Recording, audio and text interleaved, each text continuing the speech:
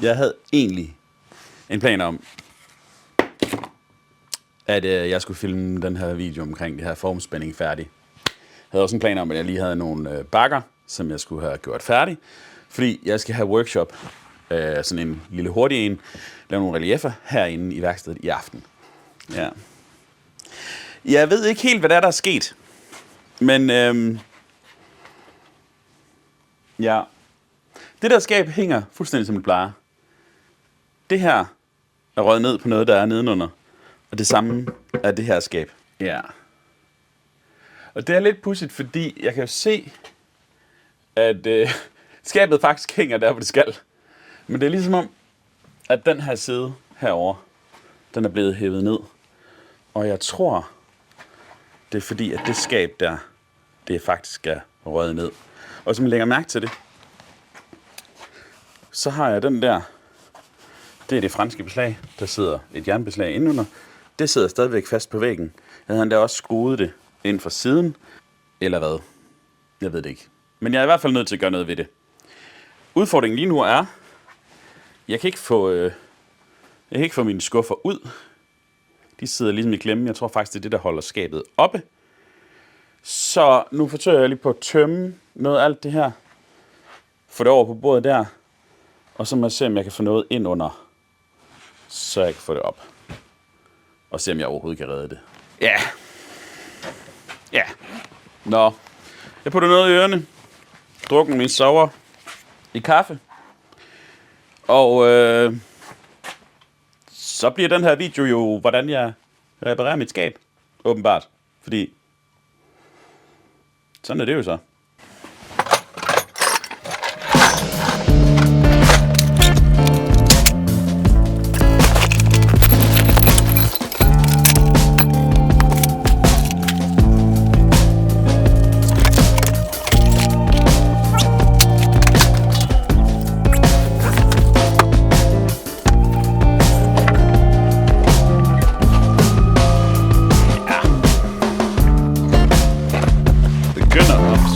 Have det meste ude af det skab. Og jeg undrer mig lidt over, at det er faldet ned, fordi jeg har faktisk ikke så mange sådan super tunge ting i de her skab. Der er selvfølgelig noget.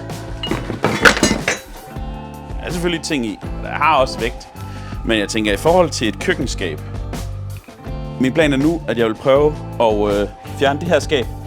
Det er skruet sammen med den der. For jeg tror, ja, jeg ved ikke, det er nok den, der er værst. Så jeg vil prøve lige at skille det ad. Få det her skab væk. Og så vil jeg se, om ikke jeg kan få min sækkevogn ind under højskabet. Og så har jeg den her, som jeg tænkte på at kunne agere kile ind under, så jeg kan få det op. Og så må jeg prøve at se, om ikke jeg kan få det skruet på plads igen.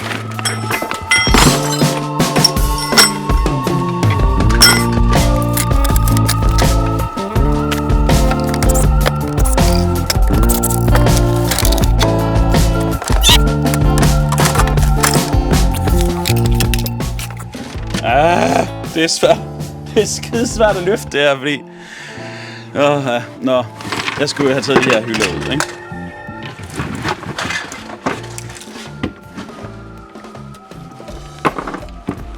Den her, der sidder deroppe, det er egentlig den, der har skoldet skabet op. Og den sad der jo altid stadigvæk.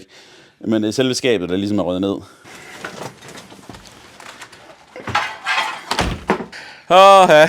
Kan det her lykkes? Det ved jeg fandme ikke, om det kan. Okay,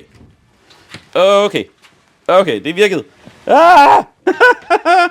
Så, du skal ikke gøre det her alene, din spade.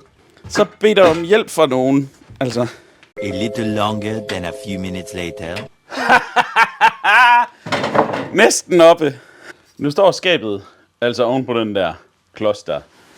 Så satser jeg på, at jeg kan åbne skabet op og få lågen af. Okay.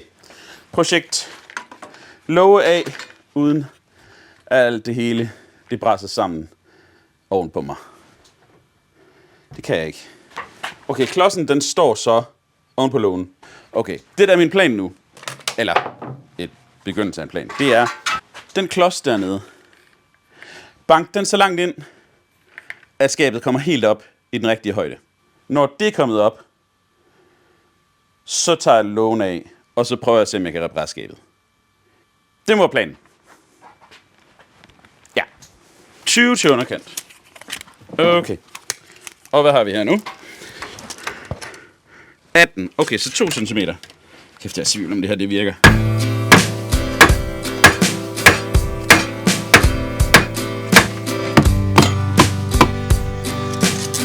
Her har vi så stadig 19. Okay.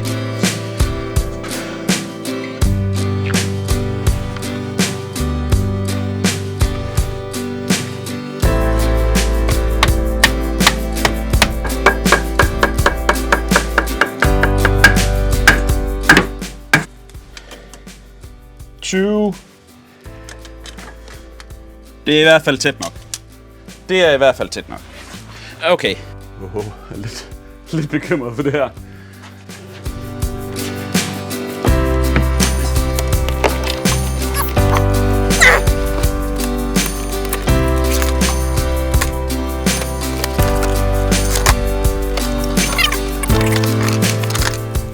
For nu, så står det nogenlunde på den der contraption, jeg har lavet der. Og jeg har skubbet det op i den, hvad jeg tror den rigtige højde. Så det jeg lige prøver nu, jeg har ikke nogle specielt store vinkler. Tror jeg ikke. Det tror jeg ikke. Jeg mener ikke, jeg har nogle særlig store, men jeg har nogle små vinkler. Og det jeg lige umiddelbart tænker at gøre i første omgang, det er bare lige montere en på her og ind på væggen. Jeg tror kun, jeg har de her vinkler. Det kan godt være, at jeg er ude nødt til at købe nogen. Men der kunne sgu godt være heroppe. Her måske. Ja! De her basser.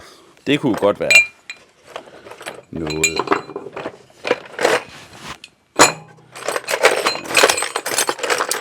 Men de her. Det kan jeg bruge. Det kan jeg sgu godt bruge. Hvis jeg nu tager sådan en af de her. Og monterer her. Sådan der.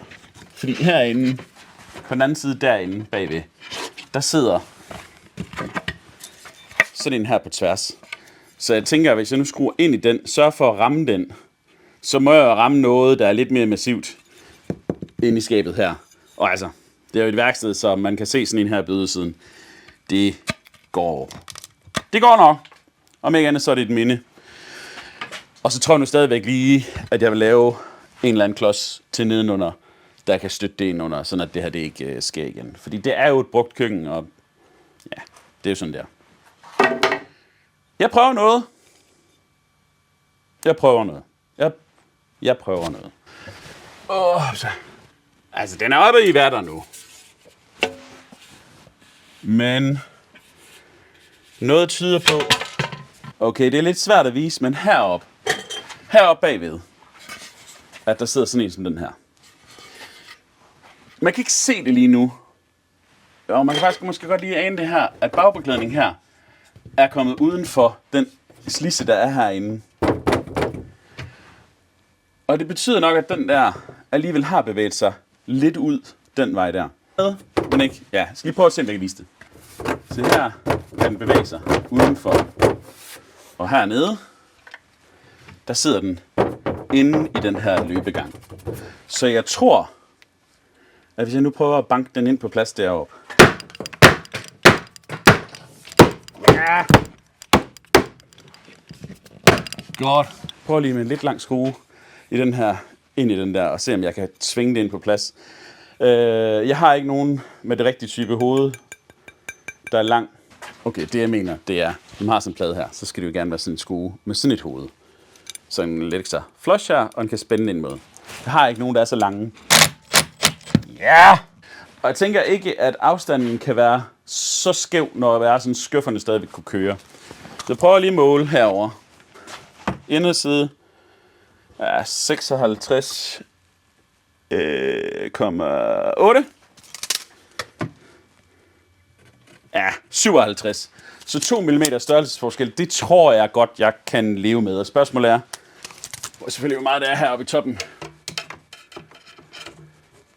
Ja, det er også... Ej, det er faktisk præcis 57. Det tror jeg godt, vi kan leve med. Jeg prøver lige at give det et par dab længere ned og se. Men det tyder på, at det fikser det. Så nu prøver jeg lige nogle andre skruer og sikre noget ekstra.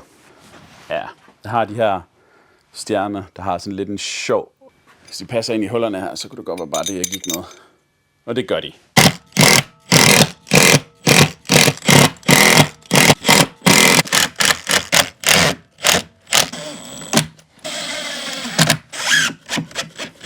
Det var ikke lige det, jeg havde planlagt for i dag, det her, vil jeg sige.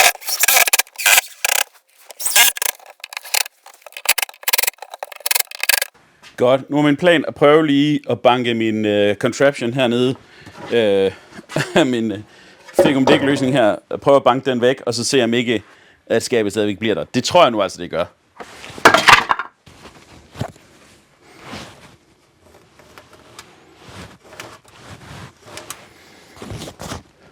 Og så er min plan jo at stille den sådan der, så den næste også kan hvile på, ikke? Nu prøver vi!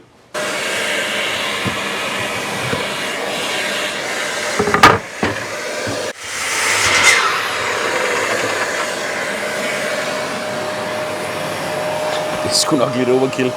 Men altså, det var lige det, jeg havde ved hånden.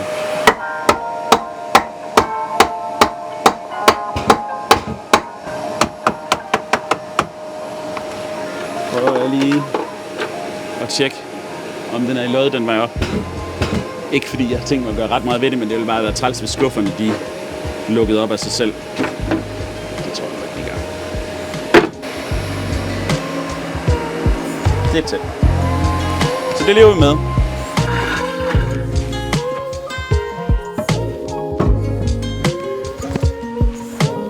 Yes. Ja, det prøver vi.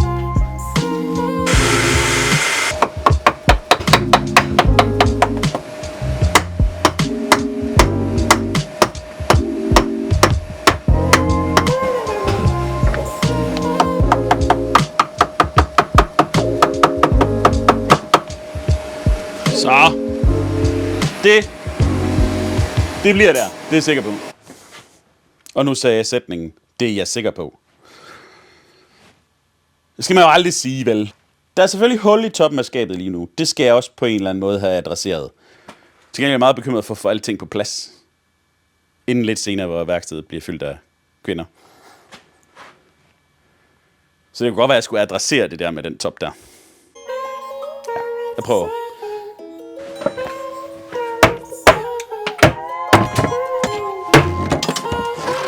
Jeg tror, jeg gør det, at jeg simpelthen lige lægger en vinkel op i toppen, tager en af de her, lægger den på, og så skruer jeg den ind i den ene side, og skruer den op ned fra den anden side.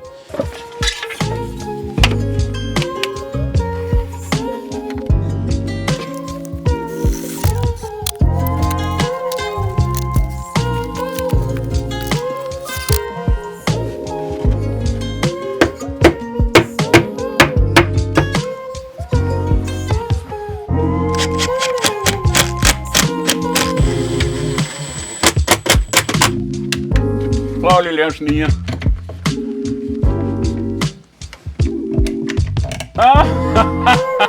Det virker. Det er dumt. Okay, et klip der, og så en klip på tværs, der ikke var langt nok. Det virker.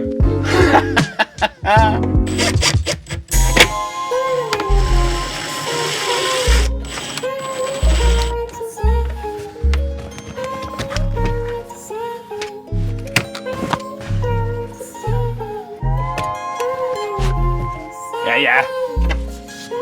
Så kom der sgu en overligger der.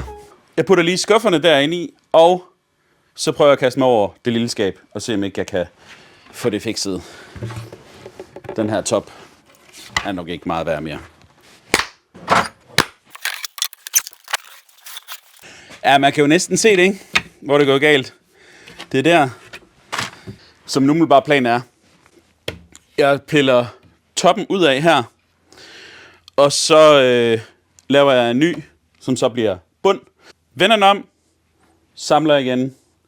Og igen, så bliver det nok en hylde, fordi jeg har ikke noget, der passer her. Men altså, det går også nok. Der var ikke nogen bagbeklædning i det her skab alligevel. Så det var unødvendig stress, det her, vil jeg sige. Men altså, jeg kunne jo godt bare have ladet det ligge.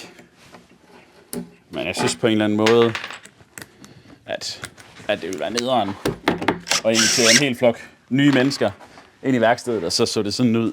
Så.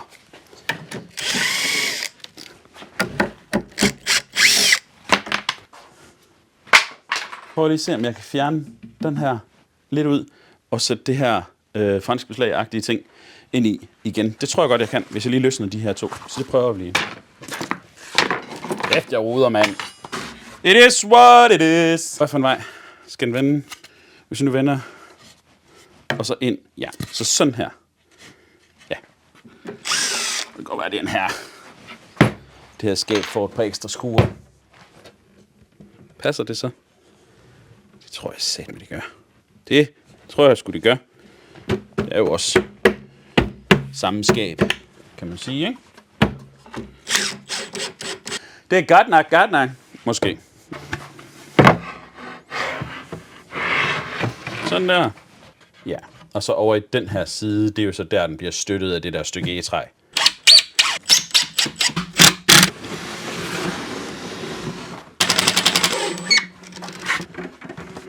Heldigvis så er det lige til at komme ind her. Og rammer den ned på der. Det gør det. Prøv at høre. Ja. Okay, jeg ved ikke, hvad det er, men der er ikke mindre end tre, der har skrevet til mig på Instagram, at de står og har præcis samme problematik som mig, at der er noget, der er faldet ned af den her. Så ja.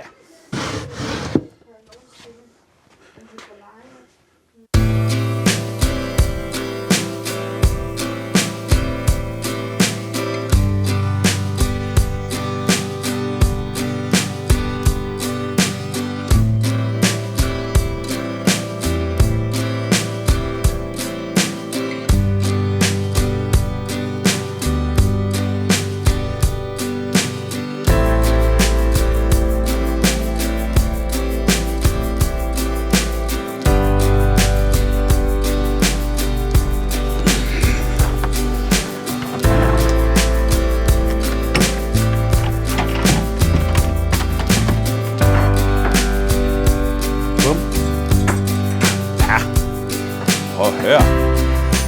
Yeah. Det blev ikke den video til den her uge, som jeg havde regnet med. Men sådan går det nogle gange. Jeg har jo også et job ved siden af alt det her SoMe. Så ja, det skal passes det hele. Men prøv at høre. Det endte helt godt. Det hele er oppe igen. Og jeg synes, jamen det hele er solidt igen. Jeg skulle nok oprindeligt have lavet en sokkel. Og jeg vidste det jo nok også godt, da jeg satte det op. Jeg synes bare, det var så fedt at have det op og hænge. Men hey, you live, you learn. Husk, at hvis du har en kanin, så giv den lige et kløb af ørerne, og gå ind og tryk like. Kom med en kommentar, gerne noget opløftende. Og jeg ved godt, I venter i spænding på den her video med forklaring på finer og lim. Og det har også været noget af et, apropos kanin, rabbit hole. Så følg med. Det betyder enormt meget for mig, så tak. Gå ind og se en video af dem, der sådan popper op her på skærmen et eller andet sted. Det vil også betyde meget for mig, fordi jo mere I ser, jo mere kan der komme lidt monetas til mig, og forhåbentlig sådan, at jeg kan leve både af YouTube og alt muligt andet på et eller andet tidspunkt. Så tak for nu. Vi ses.